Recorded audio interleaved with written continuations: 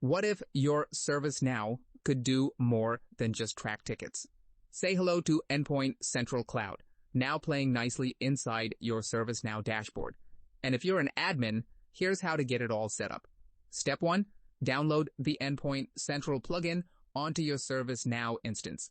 Log into your ServiceNow instance. You'll need admin access for this part. Head over to Endpoint Central in the menu, tap Setup, and smash that Integrate Now button. Boom.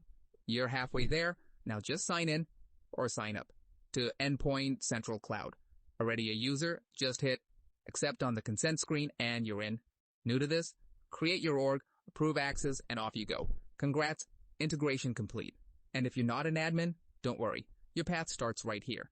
Ask the admin to head over to All User Administration Users. Find your name, open your user record, and hit Edit Roles. Just need to add a special role. Done?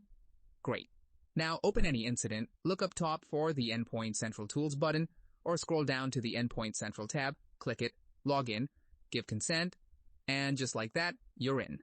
That's the power of Endpoint Central, right inside ServiceNow.